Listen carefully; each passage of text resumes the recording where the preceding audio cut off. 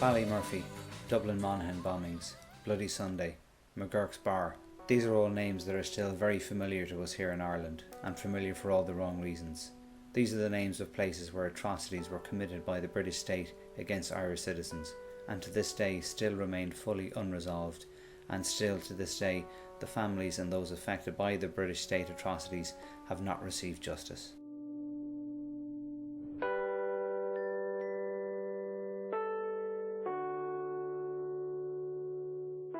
The Pat Finucane Centre, the Bloody Sunday Trust, the Ballymurphy Massacre Families, McGurk's Bar and Justice for the Forgotten, among many others, are pursuing truth and justice for their loved ones executed by the British state during or as a result of the 30-year conflict in the 6 counties.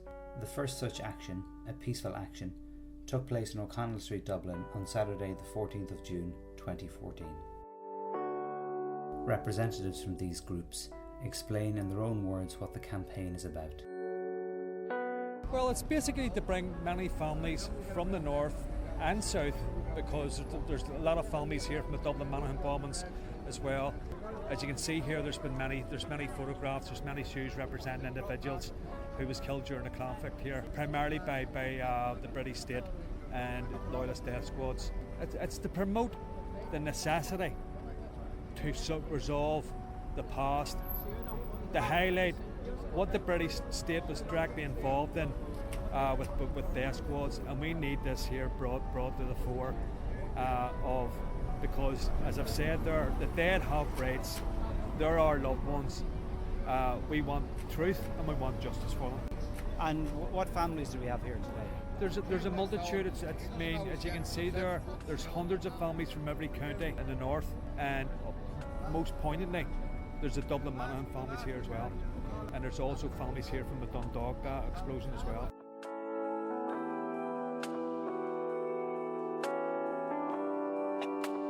I think part of today's protest is to highlight it. Obviously you're in Dublin, so you're highlighting it here in Dublin, but it's only the first of a number of protests, vigils, whichever terminology you like to use, and the intention is to take it to Belfast, to Derry, and initially to take it to Westminster. At the end of the day we're going to collect all the shoes, so we'll be able to take the shoes with us no matter where we go.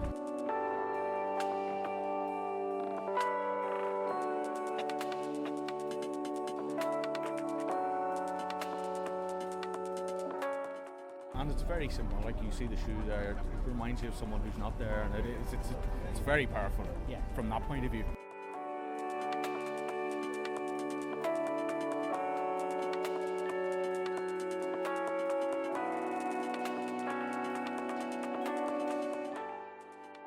And this is just a symbolic protest of the shoes to let the people of Dublin get an idea of what it is we're talking about.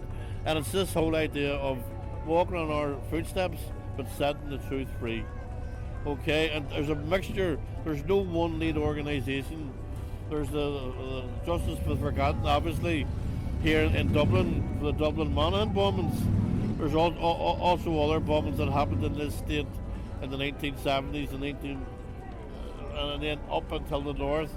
You have the McGurk's Bar families, you have the Bloody Sunday families, you have the Loughlin Island families, you have the New Law 6. So collectively, hundreds of families have come together with the symbolism of the shoes and walking on our footsteps, and together, collectively, let's find the truth.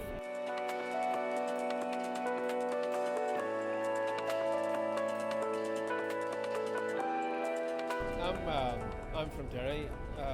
My father was killed on Bloody Sunday, and a couple of years ago, 4 years ago tomorrow, the British government finally admitted their part and fullness, or thereabouts, as they what they were responsible for on Bloody Sunday. We have provided opportunities for our families to, I suppose, they voice their own discontent as to how their own cases have been dealt with by the state. It's 20 years this year since the IRA ceasefire and the outbreak of peace and all that. And in many respects, things haven't been things haven't moved on and things haven't been allowed to move on, and we're still dogged with the past.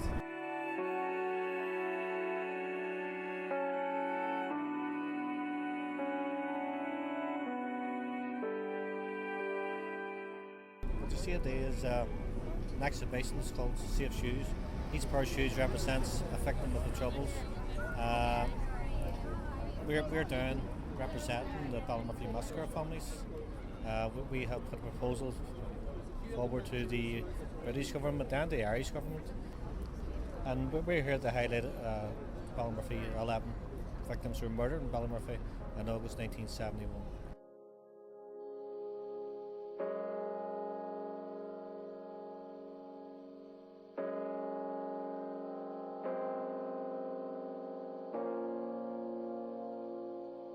My name is Margaret Irwin and I'm coordinator with Justice for the Forgotten in Dublin, and we represent families south of the border, bereaved families of the Troubles, particularly those of the cross-border bombings of the 1970s.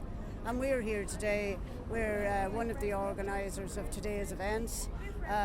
People north and south are frustrated at the lack of progress in making any attempt to deal with the past.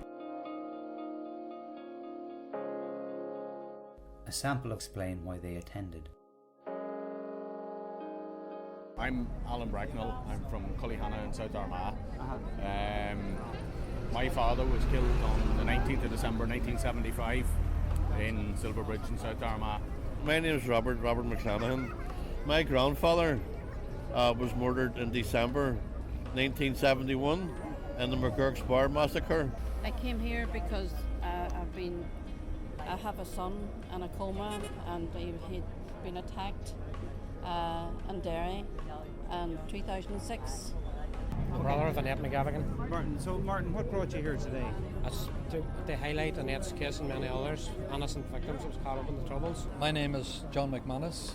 I'm here on behalf of my brother-in-law, Joseph Elliott, who was 22 years of age. Alan Bracknell, Robert McLennan, the mother of Paul Macaulay, the brother of Annette McGavigan, and brother-in-law of Joseph Elliott, John McManus, tell us about their stories. Alan Bracknell mentions the Glenanne gang, subject of Anne Cadwallader's book Lethal Allies, who are believed to have colluded with the British security forces and are believed to be responsible for over 120 executions and deaths in Tyrone, Armagh and across the border in the Republic of Ireland.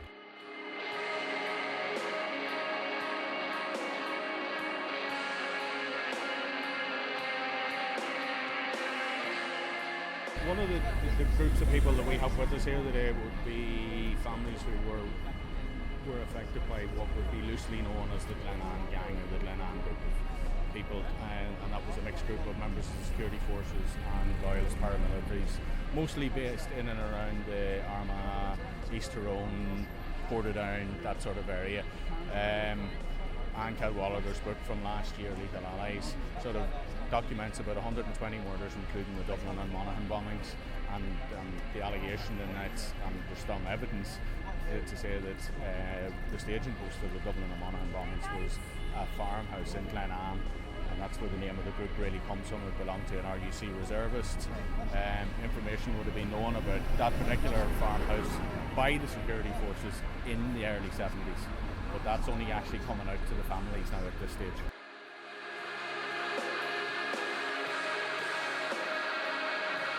Robert McClanahan tells us about how the British government attempted to blame the victims of the McGurk's Bar bombing for what happened, one of which was his grandfather.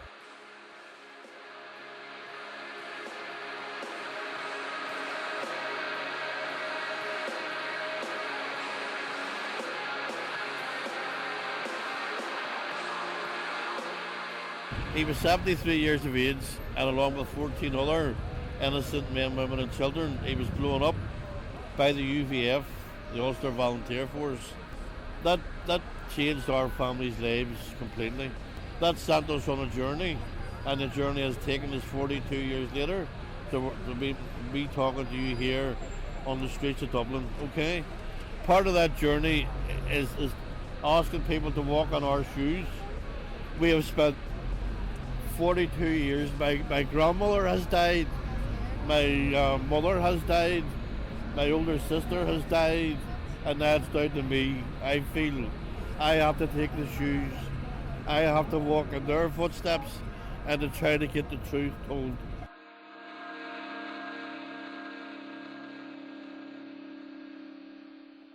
There was a gang of 12 that came in at 3 a.m. in the morning. He was at a barbecue, and there were the last 3 left. There was 2 other guys as well who were attacked, but not as badly as Paul. Paul had very, very badly beaten around the head. They actually jumped on his head and cracked his skull. There's a large section of his skull missing. Now he's been in a coma since, and we visit him all the time, and we're always hoping for something to sort of some improvement, but so far it's just the same as what he was whenever he was injured.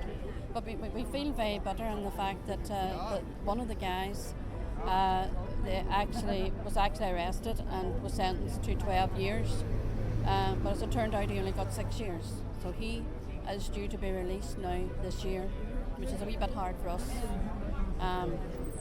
He's going to be released, and Paul, as far as we're concerned, his life has been ruined, and he was a very quiet fella, and he didn't retaliate in any way. They didn't know him, he didn't know them, and to think that somebody could come in and just take somebody's future away.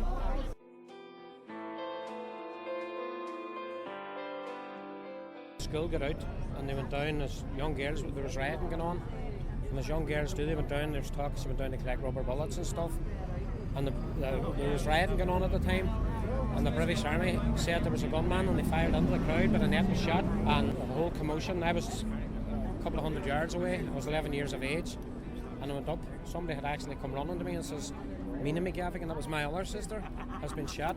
She didn't know I was connected. Mina McGavigan from the Bog has been shot. So I run up, me and a friend of mine's called John Kerlin, and we run up to go into the house where my sister was taken under. She was shot outside the house. It was my mother's best mate's, her house that she was taken under, and somebody said to me, you need to go over home, it's your sister, and that was shot. So I went over home, and the next person I met was my mother's other friend. There was bingo mates, and she asked what was going on. I said, somebody says my sister and that was shot.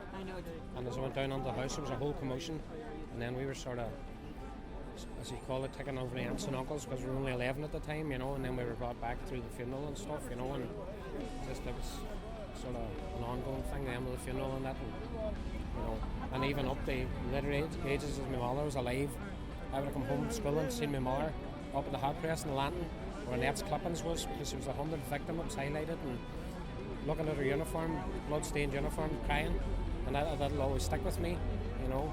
So that's just for justice, really. And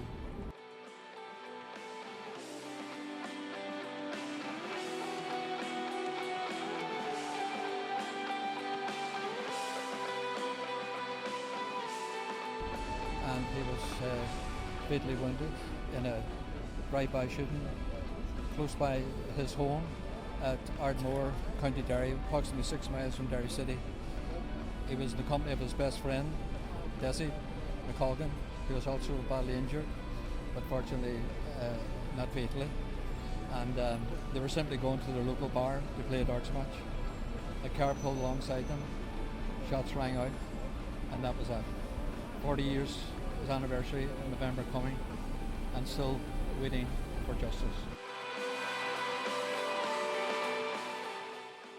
Alan Bracknell talks more about British loyalists and British establishment collusion in the execution of Irish people. I think on the ground there was a definite crossover of personnel. There was definitely people who were members of the security forces, the RDC, the UDR, working hand in hand with loyalists. There was information being passed at that level, but I think it's then whenever you start to look further up, there is a link further up the chain where senior members of the police actually knew what was happening and nothing was done about it. There could be various reasons for that. You don't want to harm the RUC or the name of the RUC. You also want to protect the agents and people who are working for you. And there is documented evidence in the National Archives in London that the British government knew at government level, at cabinet level, at prime ministerial level, that members of the UDR were involved, and that the UDR was heavily infiltrated. And this is at the early 70s, a number of years after it was set up. They have written their own reports, so it's not the Pat Finucane Centre saying it, or Relatives for Justice, or Justice for the Forgotten. It's the British government themselves saying it. Paul Macaulay's mother talks also about collusion. We know most of the names, but there's not enough evidence to convict any of them. We're quite annoyed about that, because this is something that really why we came here today, one of the reasons, to sort of try and get justice for Paul, and hopefully, well, I think personally that he shouldn't be released until he gives names. He won't give any of the names of the people that were along with him that night. And that is our problem. And do you think there's collusion involved in this? Yes. Robert McLennan tells us about how the British government attempted to blame the victims of the McGurk's Bar bombing for what happened, one of which was his grandfather.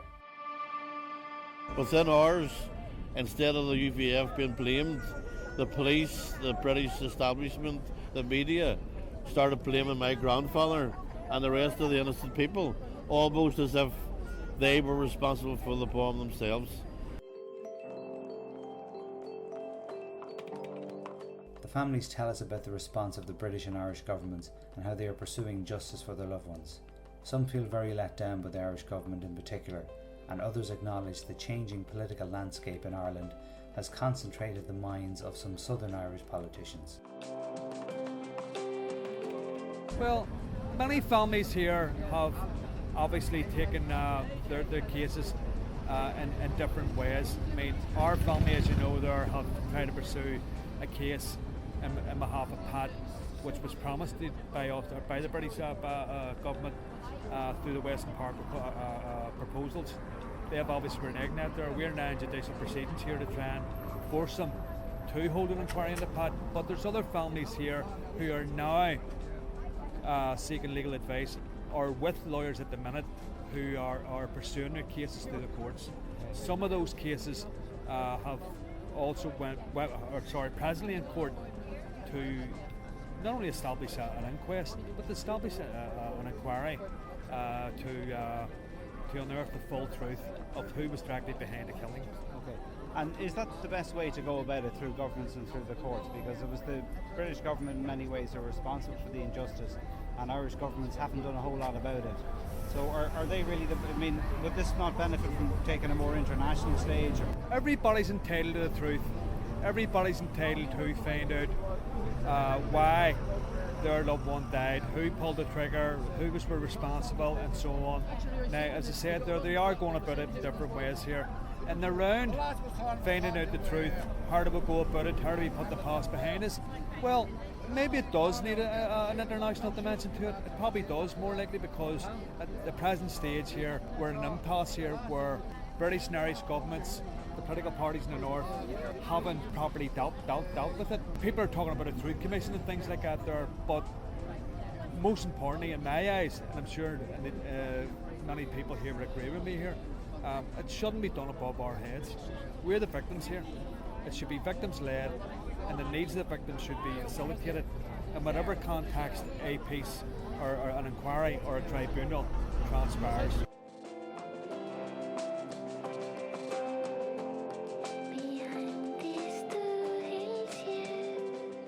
I'll have to admit, in this last number of months, the response from the Irish government has improved immensely. I think there's an awareness now within Irish political life, and I think maybe the makeup of Irish politics has changed over this last number of months as well. A lot more independents who are prepared to step outside the party lines,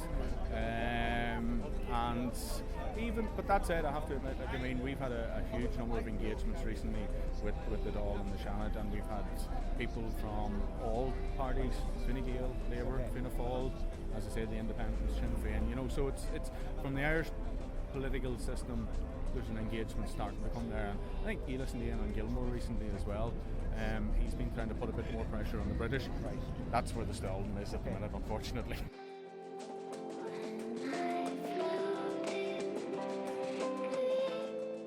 Well, the Dublin government has let us down very, very badly. We feel bitterly betrayed. They did play an active role in forcing the British, for instance, to acknowledge the Bloody Sunday killings as being unlawful and being illegal. That was 4 years ago, and this is the symbolism of today. This is the 4th anniversary of Cameron and the speeches and stuff like that, what happened in Derry. So this is like, they were prepared to say that in Derry. You need to be now saying it for the rest of us, where it's McGurk's Bar, where it's Loughlin Island, where it's Dublin Monaghan.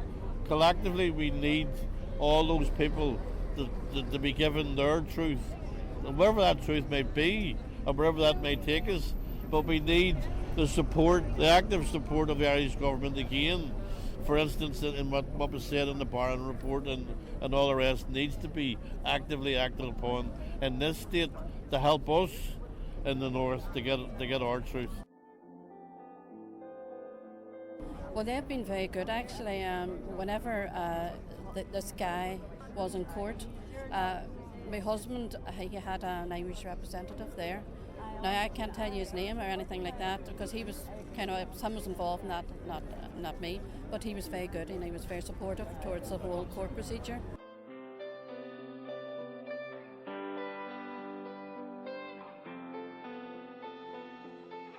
Very little response, but when the Pat Finucane Centre took on board the case through the HET, they were getting closer in certain things, because at the start when it came out, the military police had only taken one statement and there was a number of people around the area at the time, it's known, and they'd only taken one statement. But from the HET and the Finucane, through the Finucane Centre pushing it, they've established now the regiment that was involved, and they've established the soldier A, B and C as such.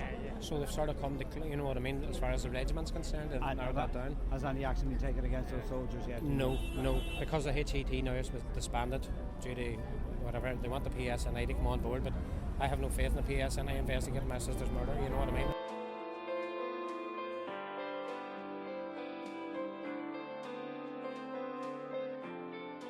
At one stage, the HET picked it up, but the HET is now stood down, so things are in limbo. We would like to think that the Irish government, because we, after all, we are Irish citizens, would maybe bring some pressure to bear to have the process of law exercised in this case, and in the case of all the people represented here today. We're not the only one. There are many people here with the same grievances as us, and it's only that the due process of law should be exercised in every case that's represented here today. But the Irish government could do more. The British government have stood back and left it as if it's a local thing. It's not a local thing.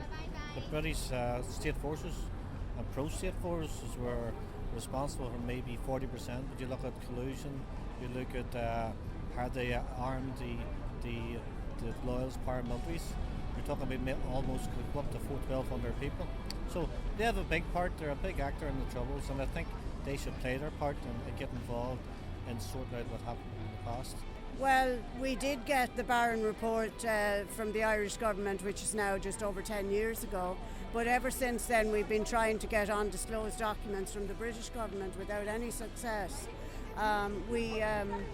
Two Dáil motions were passed calling on the British to release the documents, but they have just ignored these. And more recently we had meetings with the British ambassador, the current one, Dominic Chilcott, and we were very hopeful of a positive outcome, but unfortunately nothing happened.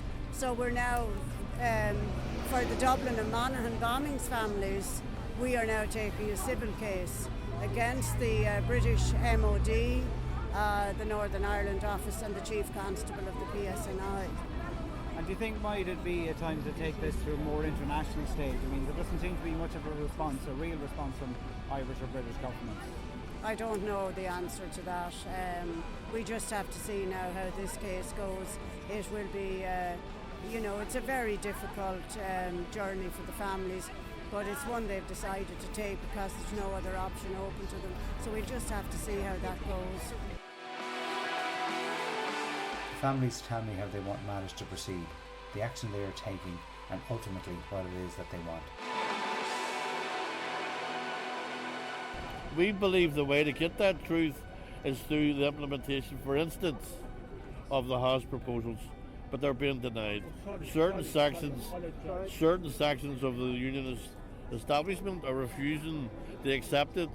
We're down here today, and fair enough, we've got the respect and the support of the Dublin Lord Mayor, but that we're hoping to bring like a mobile exhibition around Louth, to Cork, to Derry, to Belfast, and I suppose symbolically in the end all roads lead to London, the Valley of the Beast, where we'll take the exhibition over to London and all shoes will point to Downing Street, because we believe that's where the responsibility for all these deaths who were either killed directly by the state forces or killed as a result of collusion with the unionist death squads. That is where we want to see the responsibility. That's where we believe a culpability, and that's where we believe we can find our truth. And once we've found that, maybe we'll be able to put the shoes in the cupboard where they belong and get on with the rest of our lives. Somebody somewhere has to do something about this. This can't be left. These families can't be left. They sort of linger in the doldrums for another 10 years in the hope that society will move forward and somehow forget about this, forget about what happened. I think that would be a mistake. Right. I think it would be a mistake mentally and psychologically for any society trying to move forward with all these sort of events and cases remaining unsolved and undisclosed. That would be seen as a very, very positive thing in relation to establishing peace in the north, and on a permanent basis, but not just peace in terms of the absence of conflict, but also peace of mind